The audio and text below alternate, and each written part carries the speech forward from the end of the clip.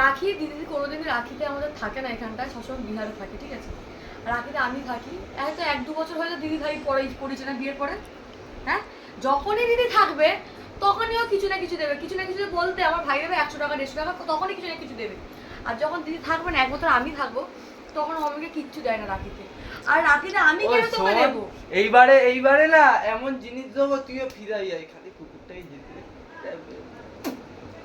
আর একটা কথা হলো, কালকে রাখি, কাল পরশু রাখি, ঠিক আছে। ওনাকে কুকুরটা এখন যেতে দেবে, তারপরে ওনাকে আমাকে গিফট দেবে। কুকুরটা যেতে জন্য না গিফট দেবো, কিন্তু আমি তো থাকবো না, আমি তো আসবো রাত্রি। কি গিফট দিবি তুই? কি গিফট দিবি টাকা বল? ক্যাশ দিবি।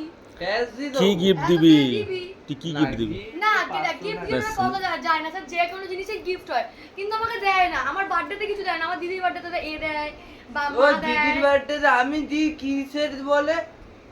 আমি তুই দিস?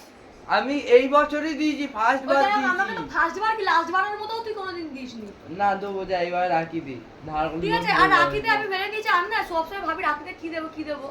আর আমিও তো মানে জন্মগত ভিখারি, আমার কাছে তো কোনোদিন কিছু বাবা থাকে না। এইটা এই বলুন কিন্তু না, কিছু না কিছু দিই, এইটা কিছু শিখে না নিবি। কিছু দেয়, কম দামি কিন্তু দিই। এমন জিনিস দেবে, ভালো জিনিস দেবে, না, আমি অমনি বেশি না। পারফিউমটা দিই, হ্যাঁ। টি-শার্ট গেঞ্জি দিই, হ্যাঁ। পুজোতেও দিয়েছি, লাঠি ভাই ফেলে দেবো, পয়লা এবারে বৈশাখে দিয়েছি। এবারে তুই জুডিও বা জায়গা থেকে একটা জামা কিনে দে। না, রাখিতে কিছু দেবো না, কারণ দিবি? আমাকে বলেছে রাখি